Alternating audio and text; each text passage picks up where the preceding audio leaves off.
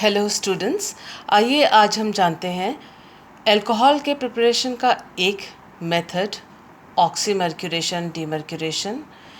इसे हम एल्कीन्स के रिएक्शंस में भी पढ़ सकते हैं या पढ़ते हैं। तो ये दो जगह आता है, अल्कोहल के प्रिपरेशन में और एल्कीन्स के रिएक्शन में। बेसिकली ऑक्सीमर्क्यूरेशन डीमर्क्यूरेशन रिएक्शन जो होता है वो डबल बॉन्ड पर एडिशन ऑफ H2O मॉलिक्यूल है। ऑक्सीमर्क्यूरेशन डीमर्क्यूरेशन रिएक्शन एक useful lab preparation of monohydric alcohols है। तो मोनोहाइड्रिक अल्कोहल यानी ऐसा अल्कोहलिक मॉलिक्यूल जिसमें केवल एक OH ग्रुप हो। There is no rearrangement during this reaction. This means known alkenes will give known alcohols. इस अभिक्रिया के दौरान कोई पुनर्विन्यास, कोई रीअरेंजमेंट नहीं होता है, जिसका अर्थ ये है कि ऑक्सीमर्क्यूरेशन डीमर्क्यूरेशन के रिएक्शन के द्वारा यदि हम किसी ज्ञात स्ट्रक्चर, नॉन स्ट्रक्चर एल्कीन का जो हमें मालूम हो, नॉन स्ट्रक्चर वाले एल्कीन का उपयोग करते हैं तो उससे हमें नॉन स्ट्रक्चर, ज्ञात संरचना वाले अल्कोहल की प्राप्ति होगी। We will get non alcohol from non alkene. Statement of the reaction. इस रिएक्शन का अगर स्टेटमेंट लिखना चाहें तो इस तरह से लिख सकते हैं, alkenes plus mercuric acetate plus water in the presence of, किसकी उपस्थिति में? THF की उपस्थिति में। THF टेट्राहाइड्रोफ्यूरान जो कि एक सॉल्वेंट का काम करता है और ये स्टेप जो है वो फास्ट स्टेप होगा और इसको ऑक्सीमर्क्यूरेशन स्टेप कहा जाता है। तीव्र गति का स्टेप है जिससे हाइड्रोक्सी अल्काइल मर्क्यूरी कंपाउंड प्राप्त होता है। इस हाइड्रोक्सी अल्काइल मर्क्यूरी कंपाउंड का फिर रिडक्शन या डीमर्क्यूरेशन जो कि एक स्लो स्टेप है किया जाता है सोडियम बोरोहाइड्राइड के द्वारा हाइड्रोक्साइड आयन की उपस्थिति में या एल्कली की उपस्थिति में, जिसके कारण हमें एसीटेट आयन और मरकरी, एलिमेंटल मरकरी के अलावा मुख्य उत्पाद हमें मिलता है मोनोहाइड्रिक अल्कोहल।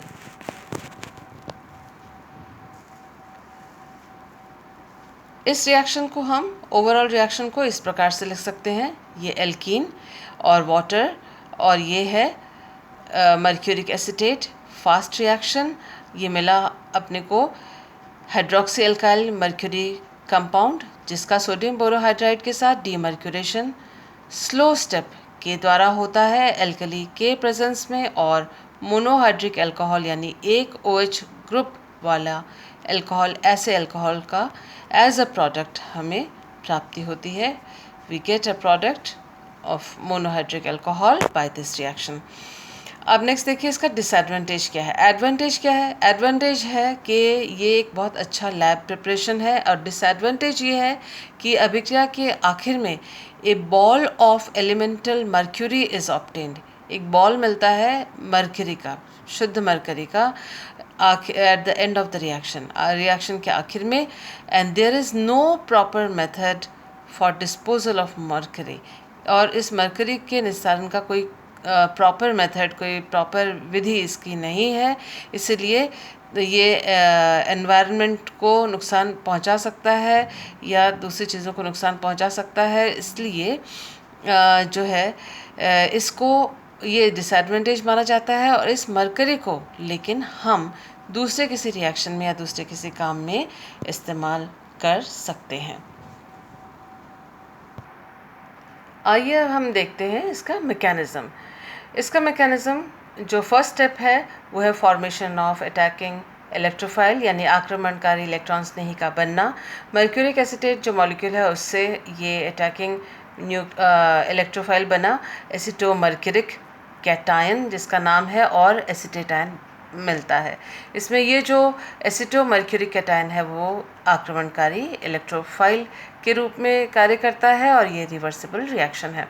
स्टेप 2 में alkene donates electron pair to electrophile, यानी एल्कीन क्योंकि इसमें पाई इलेक्ट्रॉन है, इलेक्ट्रॉन की अधिकता है, वो अपने इलेक्ट्रॉन्स इस जो अटैकिंग इलेक्ट्रोफाइल एसिटोमर्क्यूरी कैटायन को प्रदान करता है और इस वजह से कार्बन और मरकरी के बीच में एक नया बंध बनता है और ये जो एडिशन है मरकरी का इस CH2 कार्बन पर, जहाँ पर हाइड्रोजन की संख्या उस कार्बन पर, उस असंतृप्त कार्बन पर जिस पर हाइड्रोजन की संख्या अधिक है।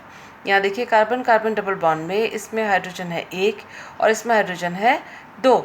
तो जहाँ हाइड्रोजन की संख्या ज़्यादा है वहाँ पर ये Hg जो है Hg+ बॉन्ड बनाएगा और ये जो है वो मार्कोनिकॉफ नियम के अकॉर्डिंग अनुसार हो रहा है। मार्कोनिकॉफ नियम में यदि किसी पॉजिटिव आयन यानी कैटायन का addition carbon carbon double bond पर होता है तो वो कैटायन उस हाइड्रोजन पर जुड़ेगा जहाँ पर पहले से उपस्थित, पहले से प्रेजेंट हाइड्रोजन्स की संख्या की नंबर अधिक हो। तो इन दोनों में ये अनसिमेट्रिकल एल्कीन है, सममित नहीं है, क्योंकि दोनों जो कार्बन कार्बन डबल बॉन्ड के जो दोनों कार्बन हैं उन पर एक समान समूह लगे नहीं हुए हैं। यहाँ पर हाइड्रोजन 1 है, यहाँ पर हाइड्रोजन 2 है। तो यहाँ पर जहाँ पर हाइड्रोजन की संख्या ज़्यादा है वहाँ ये प्लस कैटायन जो है वो बंध बनाएगा। और ये जो बंध बनाना हुआ यहाँ नहीं, यहाँ हुआ, तो ये मार्कोनिकॉफ नियम के अनुसार हुआ। और जो हमें इसके अटैक के फलस्वरूप या बंध बनने के फलस्वरूप जो इंटरमीडिएट मिलेगा वो है मर्क्यूरी ब्रिज्ड कार्बोकैटायन। ये ब्रिज्ड कार्बोकैटायन है क्योंकि यहाँ ये एक जो मरकरी है वो CH2 से भी पूरा बंध बना रहा है और पार्शियल बंध इसका है CH के साथ। तो ब्रिज जैसा इन दोनों के बीच में बना हुआ, इसलिए मर्क्यूरी ब्रिज्ड कार्बोकैटायन है। और यहाँ इस मर्क्यूरी ब्रिज्ड कार्बोकैटायन में जो पॉजिटिव चार्ज है ये डेल्टा प्लस यहाँ पर भी है और डेल्टा प्लस इस मरकरी पर भी है। लेकिन अधिकांश समय में कार्बन जो है वही इस पॉजिटिव चार्ज को पोजेस करता है, होल्ड करता है या धारण किए हुए रहता है। स्टेप 3 देखते हैं हम। स्टेप 3 में देखिए attack of water molecule on carbon atom of bridged mercurium ion because carbon is able to hold the positive charge better than mercury atom. Attack of H2O molecule आक्रमण। स्टेप 3 में H2O molecule का आक्रमण होता है carbon atom पर। कौन से carbon atom पर? Carbon atom of bridged mercurium ion. Bridged mercurium ion के कार्बन एटम पर होता है because carbon is able to hold, क्योंकि कार्बन जो है वो होल्ड अच्छी तरह से कर सकता है, धारण अच्छी तरह से कर सकता है पॉजिटिव चार्ज को। किसकी तुलना में? Better than Hg atom, Hg atom से बेहतर। इसमें देखिए ये वाटर मॉलिक्यूल है, लोन पेयर के साथ इसने अपना इस कार्बन पर बंध बनाया और ये जो कार्बन मरकरी के बीच में जो पार्शियल बॉन्ड था वो उसके इलेक्ट्रॉन्स जो है मरकरी के पास चले गए और ये देखिए ये बंध टूट गया, जो अधूरा सा पार्शियल बॉन्ड था, ब्रिज टूट जाता है और यहाँ पर मरकरी और CH2 के बीच में कंप्लीट बॉन्ड है और ये जो कार्बन और ऑक्सीजन के बीच में इलेक्ट्रॉन दान किया, यहाँ पर डोनेट किया, तो कार्बन और ऑक्सीजन के बीच में बॉन्ड बना और ऑक्सीजन के ऊपर क्योंकि 1, 2 और एक ये कार्बन, ये 3 आ गए। देखिए ऑक्सीजन के ऊपर 3 बॉन्ड्स हो गए तो इसके ऊपर आ गया पॉजिटिव चार्ज। तो इस तरह का एक इंटरमीडिएट स्टेप 3 के आखिर में बनता है।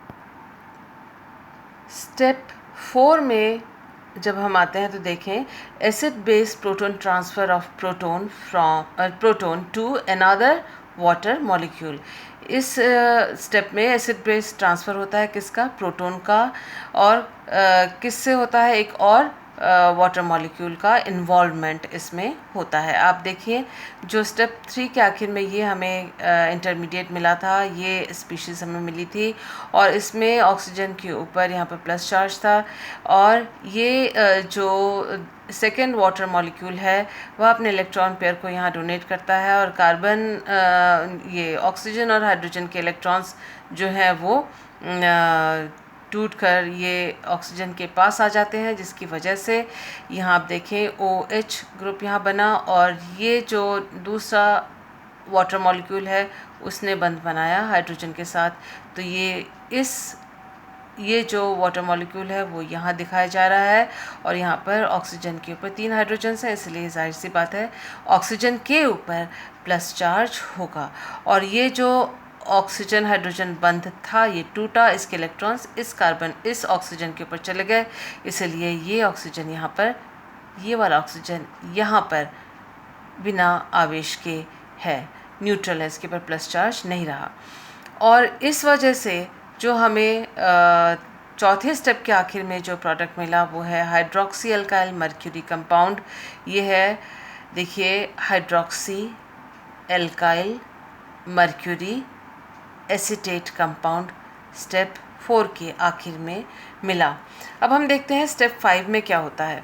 स्टेप 5 जो है वो डीमर्क्यूरेशन एंड रिडक्शन स्टेप है। इसे नॉन स्टीरियो सेलेक्टिव स्टेप भी कहा जाता है, क्योंकि इस स्टेप में सिन और एंटी एडिशन दोनों ही बराबर बराबर हो सकते हैं।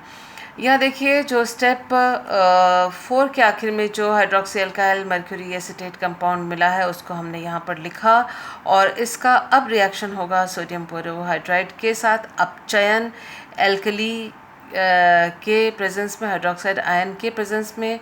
ये कार्बन हाइड्रोजन बॉन्ड यहाँ से कार्बन और मरकरी बॉन्ड यहाँ से टूटा, इसी तरह से इससे मरकरी और ऑक्सीजन का बॉन्ड, ये एसीटेट वाला जो हिस्सा है वो यहाँ से ब्रेक हुआ। ये दोनों बंधों के टूटने पर Hg, एलिमेंटल Hg प्राप्त हुआ, और यहाँ से प्राप्त हुआ हमें एसीटेट।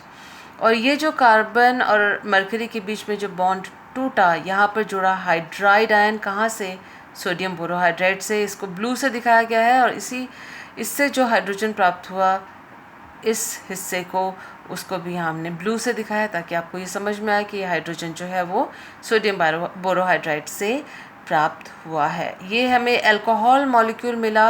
अल्कोहल मॉलिक्यूल में जो OH है जो ब्लैक से दिखाया गया है वो वाटर मॉलिक्यूल से प्राप्त हुआ था, और जो ये हाइड्रोजन CH2 के साथ जुड़ा है, और ये मिला है सोडियम बोरोहाइड्राइड से ये प्राप्त हुआ है। अब ये देखिए जो OH और H है ये एक दूसरे के एंटी विपरीत दिशा में है, ये दोनों एक दूसरे के एक ही साइड में दोनों हो सकते हैं, तो वो सिन एडिशन कहा जाता है। तो ये जो स्टेप है इसमें हाइड्रोजन जो है वो एंटी भी ऐड हो सकता है और सिन भी ऐड हो सकता है, इसी वजह से इसको नॉन स्टीरियो सेलेक्टिव स्टेप कहते हैं। ओवरऑल जो है, अब जब भी आप किसी रिएक्शन को लिखें तो कोशिश कीजिएगा उसकी काइनेटिक्स के बारे में बताने की, या फिर इसके स्टीरियोकेमिस्ट्री के बारे में बताने की। इससे वो रिएक्शन, वो जो आंसर होगा उस रिएक्शन के मैकेनिज़्म का जो आंसर आप लिख रहे होंगे वो ज़्यादा प्रभावशाली होता है। तो स्टीरियोकेमिस्ट्री यहाँ पर हमने जो बता रहे हैं वो है रीजियो सिलेक्टिव रिएक्शन है। रीजियो सिलेक्टिव यानी रीजियो यानी कोई रीजन से रीजियो आया है, रीजन यानी क्षेत्र, सिलेक्टिव यानी चयन, किसी एक क्षेत्र का चयन करके ये एडिशन हुआ है। कैसे कह सकते हैं, क्षेत्र कौन सा, C डबल बॉन्ड C था, यहाँ आपको ध्यान हो स्टार्टिंग में, उसमें OH वहाँ जुड़ा जहाँ पर हाइड्रोजन की संख्या कम है, और H वहाँ जुड़ा जहाँ हाइड्रोजन की संख्या ज़्यादा है, यानी ये मार्कोनिकॉफ नियम के अनुसार ये एडिशन हुआ है। यहाँ कार्बन कार्बन डबल बॉन्ड था उस कार्बन कार्बन डबल बॉन्ड पर, और जिससे हमें ये alcohol molecule, monohydric alcohol product molecule प्राप्त हुआ है। तो इस तरह का जहाँ खास किसी क्षेत्र पे ही किसी हिस्से का, किसी एटम का या स्पीशीज़ का एडिशन हो, उसे हम कहते हैं रीजियो सेलेक्टिव रिएक्शन।